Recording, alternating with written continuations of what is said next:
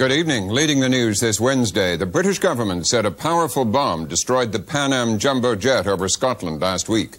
A fuselage crack was found on another Eastern Airlines jet. Federal bank regulators announced 2 more major bailouts of failed savings and loans. We'll have the details in our news summary in a moment. Jim?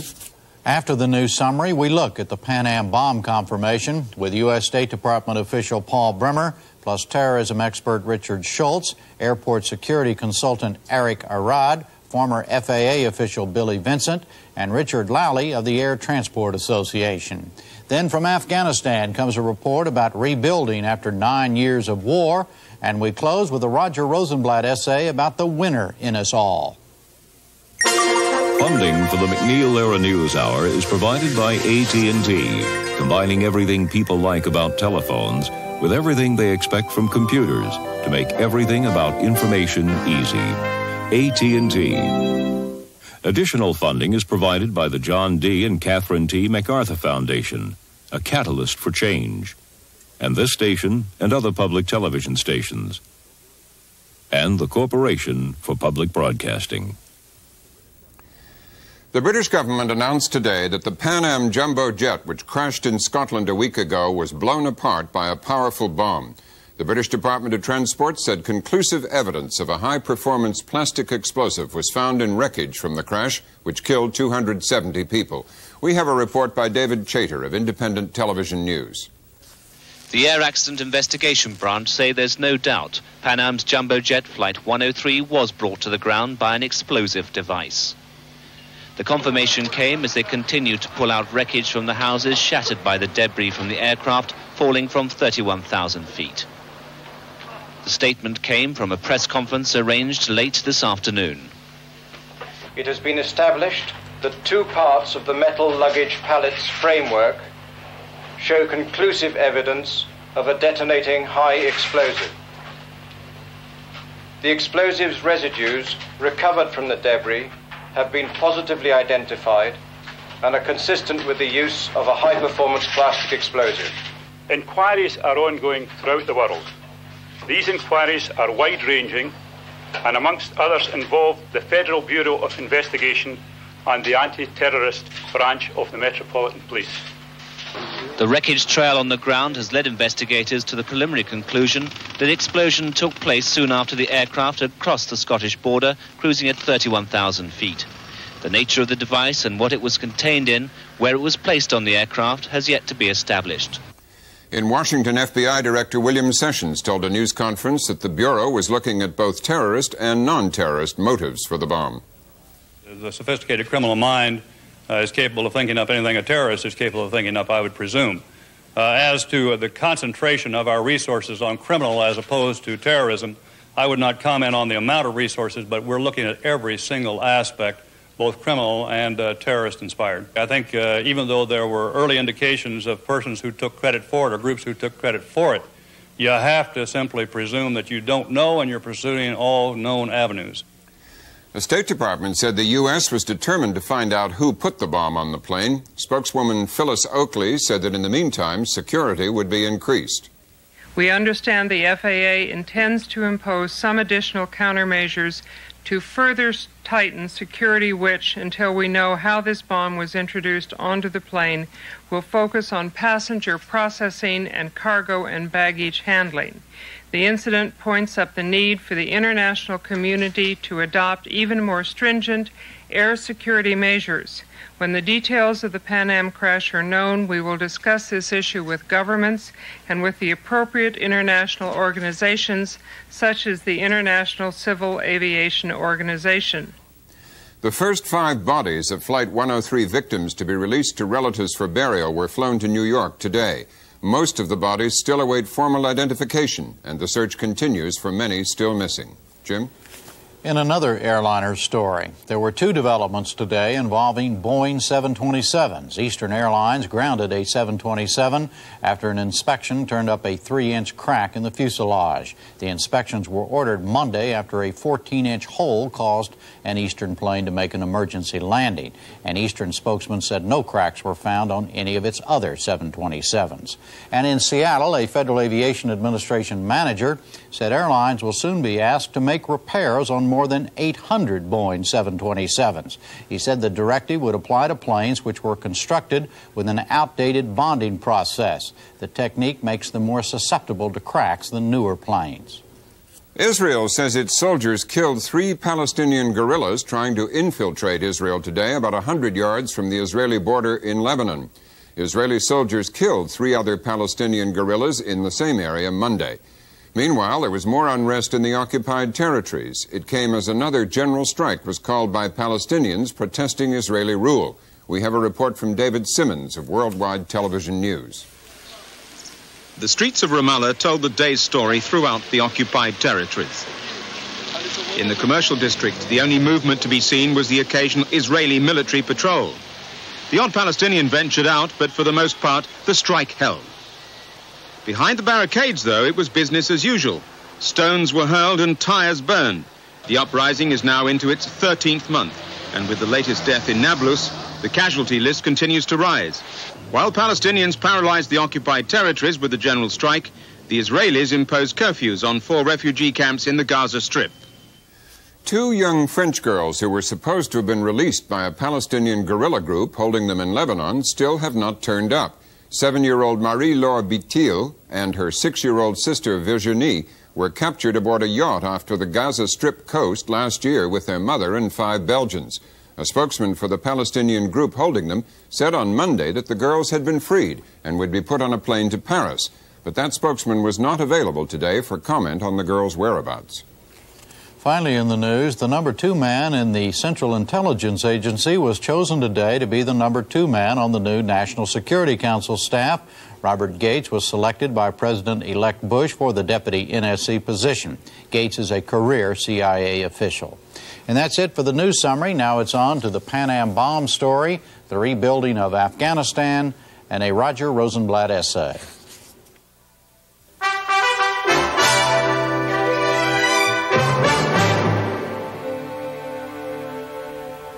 Our major focus tonight is the announcement that Pan Am Flight 103 was destroyed by a bomb when it disintegrated over Scotland a week ago, killing 270 people.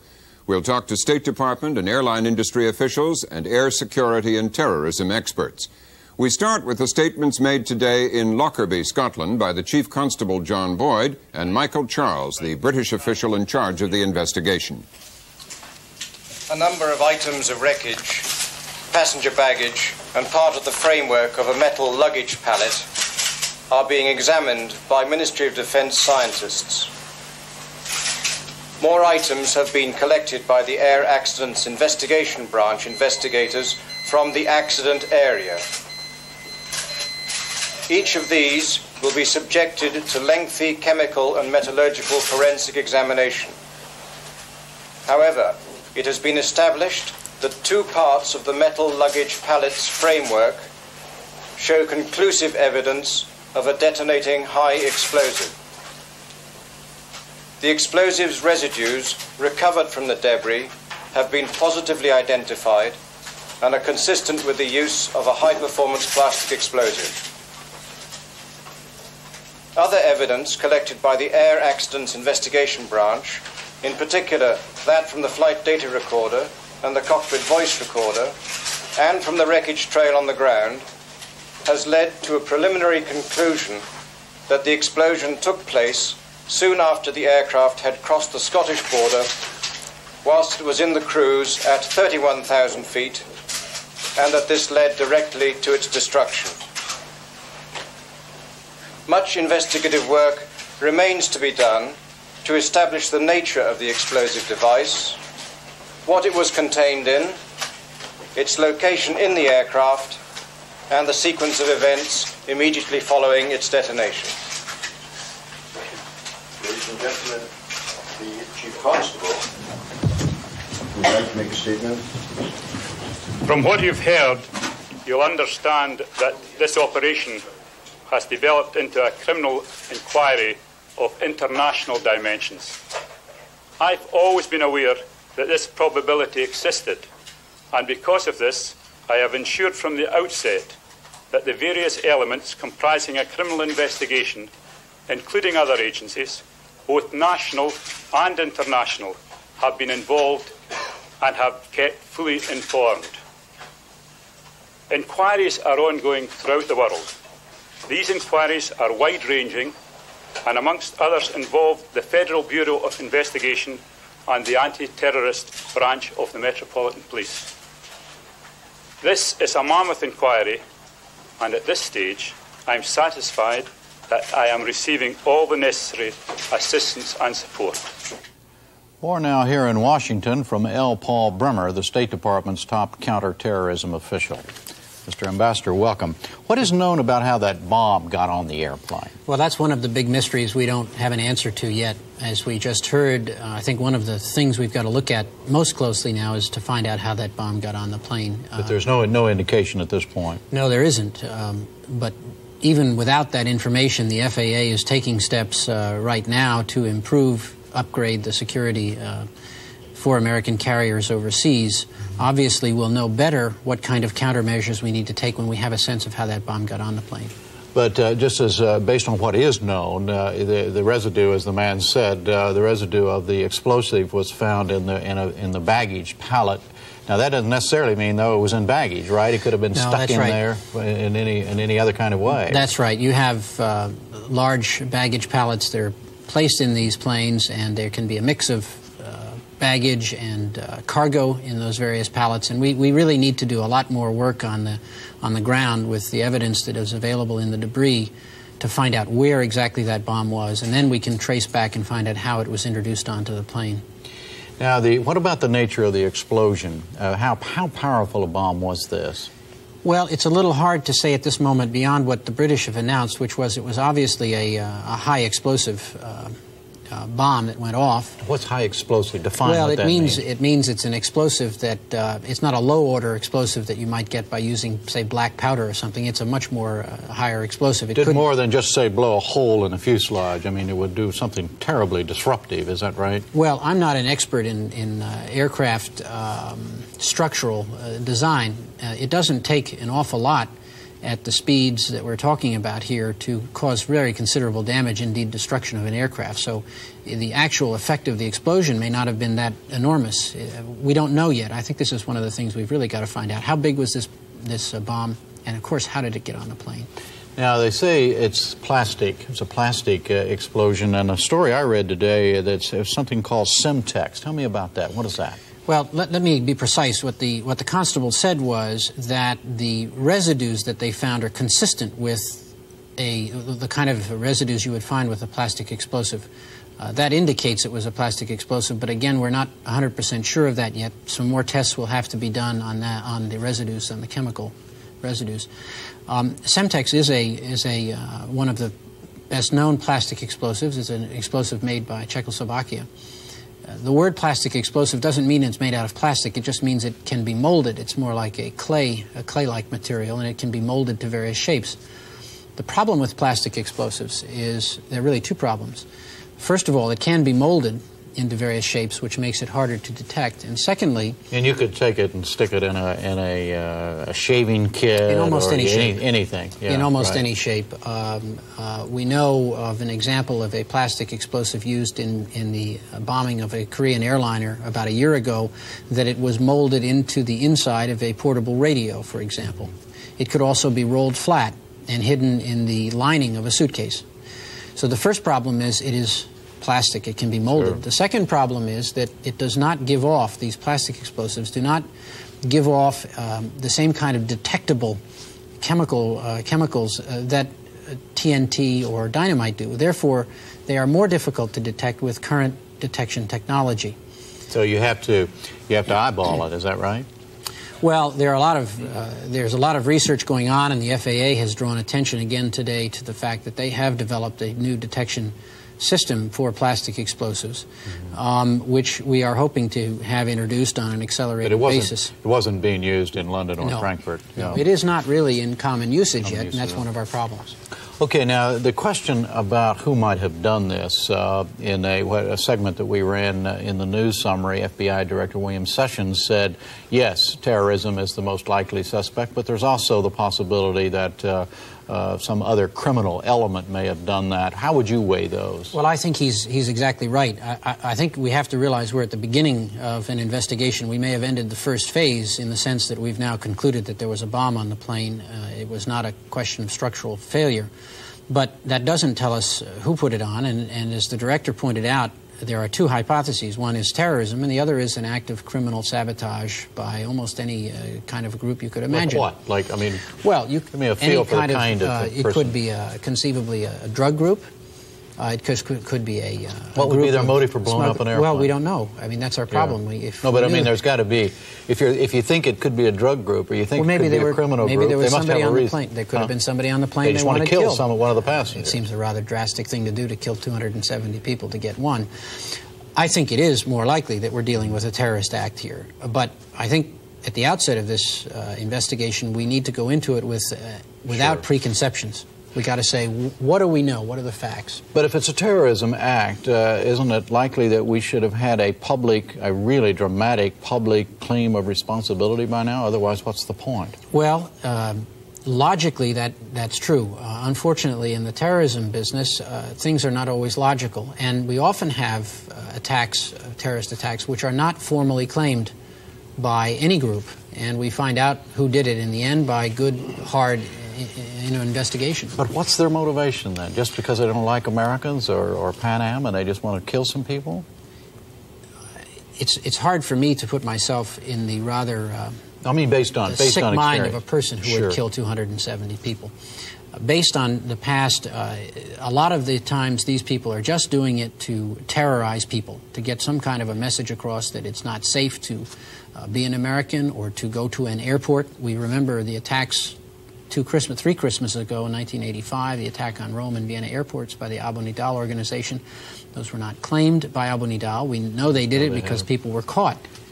All right, finally, let me ask you this. The Helsinki investigation, the call that came to U.S. Embassy there 2.5 weeks or so before this, warning of the probability of a bomb on a Pan Am flight from Frankfurt to New York. What's the status of that investigation? Well, we've been cooperating with the Finnish police in their investigation. They concluded their investigation and announced yesterday that they have concluded it and decided that this phone call had no connection with the Pan Am. You feel that way too? Yes, we do. So if it's just an incredible coincidence. It is a remarkable coincidence. It turns out the person who made the phone call there's been a history of these kinds of hoax calls over the last year, and we are satisfied with the Finns that has no relationship to this attack. A second, finally, any rethinking now of U.S. policy about bringing the public in on warning about calls like that? Well, we've looked at that question over the last week and have decided that for the time being the policy is the right one, and that is to try to get the people on the ground who can counter a security threat to take measures. That's the most important thing to do. And that didn't even happen in this case, did it? Well, it did happen. Ironically, the phone call in Helsinki did lead to an upgrading of security. Apparently it's not enough, and we've got to figure out now what more needs to be done to prevent this thing from happening in the future. Mr. Ambassador, thank you. Robin? We turn now to 4 experts on airport security and terrorism. ARIK ARAD is the General Manager of International Consulting on Targeted Security, or ICTS. His firm designs security systems for several major U.S. airlines and does consulting work at both Frankfurt and London airports. He was formerly security director for Israel's El Al airline in Canada. Richard LALLY is the top airline security official at the Air Transport Association, which represents most major U.S. airlines. BILLIE VINCENT was the head of aviation security for the Federal Aviation Administration from 1982 to 86. He now heads an aviation consulting firm in Arlington, Virginia. Richard SHULTZ is an expert on terrorism who teaches international politics at the Fletcher School of Diplomacy at Tufts University. He joins us from public station WGBH in Boston. Mr. ARAD, the fact that the amount of explosive necessary to do this job could get on that plane through either London or Frankfurt airports, what does it say about the adequacy of the security in those two places? That it's not sufficient. And in order to satisfy passengers and airlines, I think one ought to concentrate on the passengers themselves, interview each passenger getting on the aircraft before boarding, and get the feel to how to categorize the passenger and to what type of security treatment one should receive prior to boarding the aircraft. Very similar to what Al has been doing for years. They, am I not right, they interview, in fact I've been through it, they interview each passenger in the presence of his own checked baggage and go through the checked baggage. That's exactly the concept. Yeah. We focus, ICTS and LALLY is focusing on the passenger rather than on the suitcase. If we will be able to determine what type of passenger we are facing, we should be also be capable of checking his luggage properly. What are the ways in which the necessary amount of explosive to do this kind of damage could have gotten on that plane? What are the ways it could happen? Well, it could penetrate through the passenger himself, on his body, in his hand baggage, in his luggage, cargo, and could be helped by inside employees working at the airport. Mr. Vincent, what does the now confirmed presence of that amount of explosive on this flight say to you about the precautions that the airlines have been taking? Well, Bob, unfortunately, we've known about this threat since August of 1982. Pan Am was the victim of the first bomb using sophisticated technology. That was August 11th, 1982. 2 weeks later, we found another bomb on a Pan American airplane. It's also believed that the people who did those bombed TWA 840 flight out of Rome to Athens on April 2nd, 1986. In addition to that, we have known about a number of suitcases, very powerful suitcases with the same technology as those bombs I've just mentioned, since 1982. We know enough about the threat to have done something to stop it. I agree with Mr. ARAD. It's necessary for the U.S. government to require a system, something on the order of the LALLY system. It's not necessary at this point to wait to know what happened to Pan American flight on December 21 to start that action. But we must do something, not halfway measures anymore. We must put the system in all over internationally for U.S. aviation. When you, what were you saying? I said I completely agree with Billy. What is that going to mean? What would that mean in terms of the convenience of passengers getting on these planes? It would have two major impacts. One, passengers internationally would have to show up earlier than what they do now, perhaps twice as early for a departing flight. But perhaps more important than that, because I think most of the passengers would welcome that security, the knowledge to know that they are secure in flying on U.S. aviation outside of the U.S. But the economic impact is horrendous. And this is the point where the U.S. government has to not only decide that that system has to be implemented, but they must take some of the responsibility for financing that system. Because I think it's expecting too much for U.S. carriers in the competitive environment that they're in to try to shoulder all that cost themselves. But you're saying that U.S. carriers, in particular Pan Am, have known about the threat, have had it proved to them, and for what reason have they not bothered to take these measures? I think they would have to answer that, but my impression in all of the meetings I ever had with U.S. aviation, most were quick to reject something that cost a great deal of money. They also wanted to know very specifically what the threat was. The threat is there and has been there from one technology from the 15 May organization, a gentleman named Abu Ibrahim, since 1982. I think the U.S. government shoulders responsibility there as well.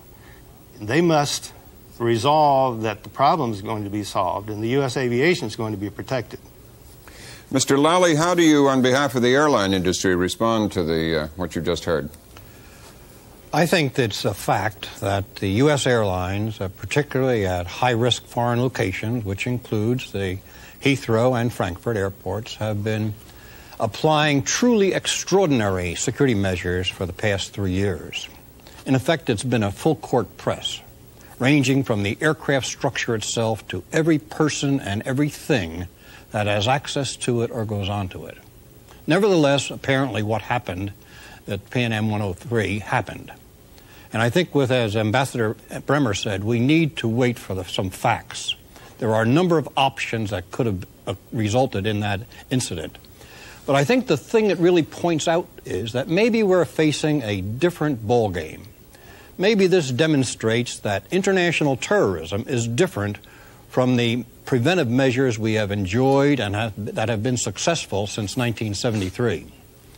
And I think that there's room for a new examination of the role of government, and that the role of government ought to be expanded from the one of regulation to one of active participation in the defensive mechanism.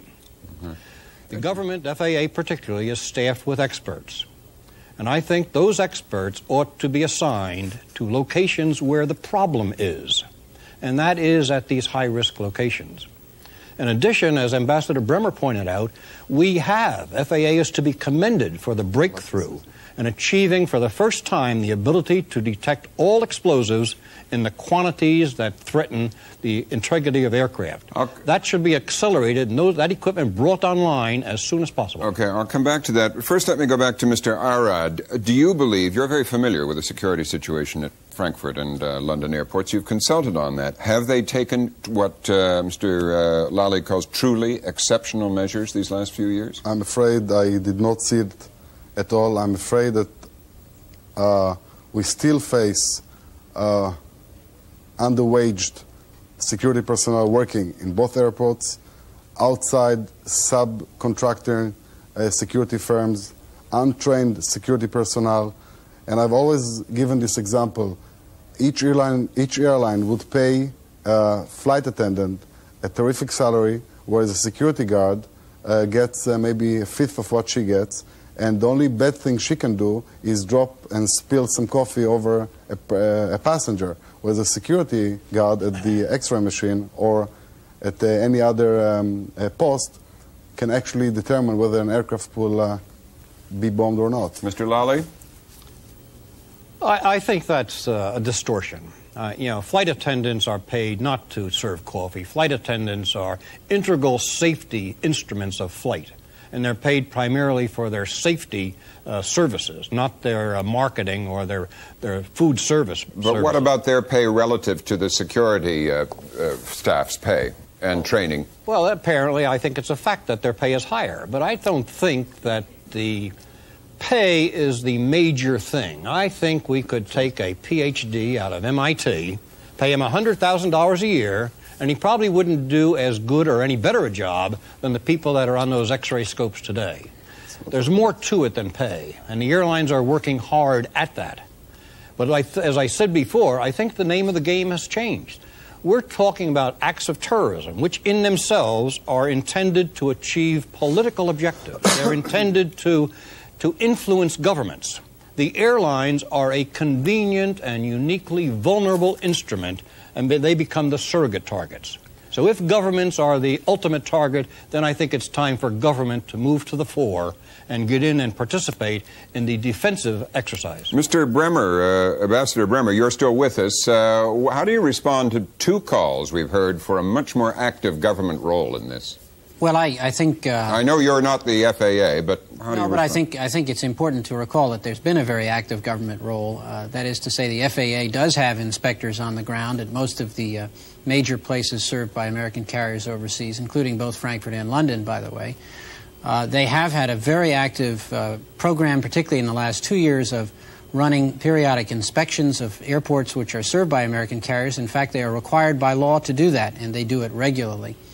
The problem is, and they have put into effect additional security measures, including some of the ones which Mr. ARAD has spoken of. For example, I served for 3 years as our ambassador to the Netherlands, and I know that there the American airliners introduced a program of examining every single bag that was put on their airlines. That is to say, they opened them up and actually looked at them. It was inconvenient for passengers, but nonetheless, it certainly added a certain degree of security, and that was in response to the FAA's requirements. But that isn't done at Frankfurt and London. No, it is not at present done. They do the kind of positive baggage check which Mr. ARAD mentioned. That is to say, I flew out of London just 10 days ago. They do ask you if this is your bag and if you packed it, and ask you a series of questions along the lines of what Mr. ARAD has suggested. Now, as I said at the top of the show, something obviously is wrong, however, because a bomb was able to get on this plane. And I think we've got to find out how it got on. I was glad to see him refer to the possibility that it might have come on in the cargo, or it might have come on through some efforts by the ground crew, the cleaning crew, or the catering crew. And we're looking at all of those possibilities now. Yeah. Let's move on to this and start with Mr. Schultz in Boston. Mr. Schultz, how can the information that will be gleaned from the wreckage, and we've heard of some of it today, how can that be used to trace who might have done this? Well, it can in part because certain groups have used certain types of devices in terrorist operations before. However, I don't think that simply treating this as a problem for the FAA or a problem of analyzing what occurred in the explosion is enough. A number of your guests have said that governments have to get involved in this activity, and I think that the answer is that certain aspects of government have to be involved, and that means a much more active role for your intelligence organization, which in the past, our intelligence capabilities in dealing with sophisticated groups who've conducted terrorist operations has not been very good, either in the collection area or in the area of taking actions against them. And you mean to say that there has not been a full court press by all U.S. intelligence agencies in the wake of the TWA and the Rome airport and the where some Americans died and the Achille Lauro and the Abu Nidal incidents, that there hasn't been a major priority given to that? See, a full court press isn't something you can turn on tomorrow. A full court press means that you have the capabilities to press. That means good human collection capabilities. That means information on groups and their activities. And it means the ability to preempt, possibly, or to react in retaliation. And you don't build those up overnight. Now, it's true that in the wake of those operations, the Central Intelligence Agency was improving its counter-terrorist capabilities. But again, this isn't something that you're going to develop for tomorrow. Do other nations have more sophisticated gathering of information on these groups? They do. And some of the Europeans have proved quite effective in capturing terrorists who've been involved in operations and putting them on trial. And of course, the Israelis have also. But our human intelligence capabilities, as we look to the 1990s, need to be refocused in ways that will lead to serious changes in the collection capabilities of the Central Intelligence Agency. As the administration person here, Ambassador Bremer, how do you respond to that? Well, I certainly agree that we've got to pay a lot of attention. I'm sorry to hear that Mr. Schultz doesn't think we have. I think there has been a major upgrading in our capabilities in the last 5 years in this field.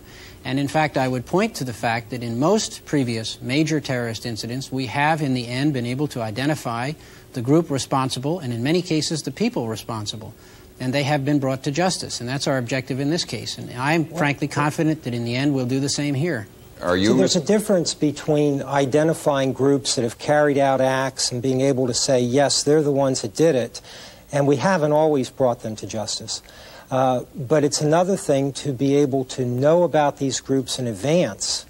Well, and I agree with Paul, I agree with you that we've made advances, but as I look at our human collection and at our covert action capabilities for the years ahead, I personally think that there's room for improvement. I'm not saying that we haven't made improvements, but we can do much more. And as you know, developing these kinds of capabilities is not something that you can do overnight. Mr. Schultz, speculate from what is known so far on the behavior of certain groups in the past and their pattern of behavior and possible motivations now.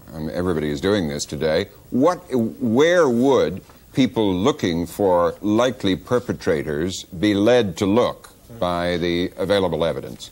What's the typical profile? All right, well, let's look at the evidence.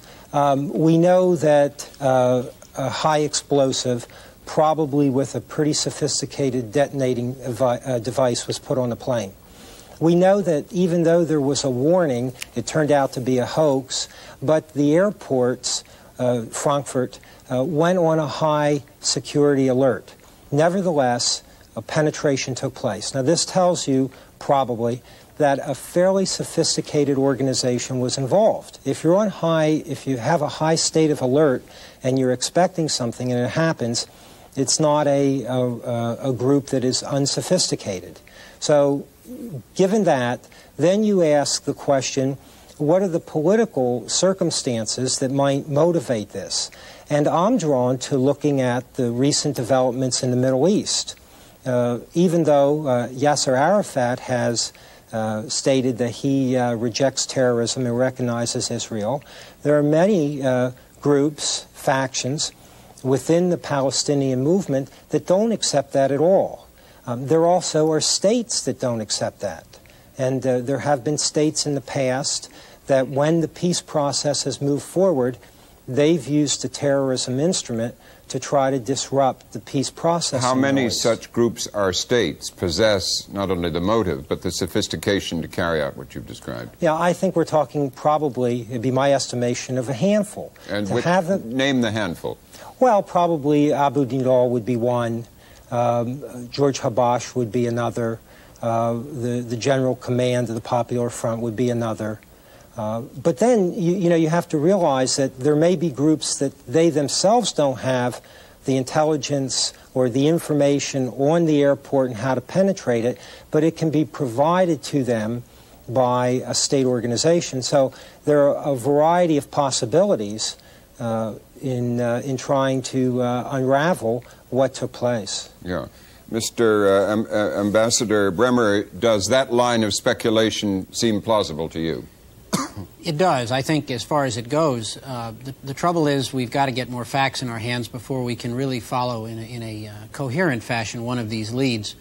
We should look at motives, as Mr. Schultz suggests. We should look at capabilities, and I would think also we should look at past performance. In other words, what groups have had a history of conducting this kind of attack before. But none of those in themselves is a conclusive evidence or a decision that group carried it out. We've got to be very careful and move with the evidence, not ahead of it. Mr. Vincent, what is your comment on the need to improve the intelligence side of this equation? That's always a nice thing to do, but the facts are, again, we know about a very sophisticated explosive device, very likely to have been used in this case, that would go through any current security system in all except one or two airports in Europe, U.S. and other aviation right now, except for systems like El Al. That explosive device can be carried in a breast pocket. I could be carrying one now, like the one that was put on the Pan American plane. You could carry enough in your breast pocket to do that kind of damage? No, I didn't say that. I said I could be carrying one now. That is approximately 12 inches long, less than 1/4 inches thick, 4 inches wide. That same device, except in a suitcase size, and all the lining of the suitcase, that virtually even experts have difficulty in identifying it, has shown up in suitcases several times since 1982. It has a sophisticated electronic timer. It has a barometric switch. Again, we don't need to know any more about who did this at this point to do something about preventing the next one. That's what needs to be done now, while these other things are being done. I think we've heard from several people what they suggest. Well, I'd like to thank you all, Ambassador Bremer, Mr. Schultz, Mr. ARAD, Mr. Vincent, and Mr. LALLY, for joining us.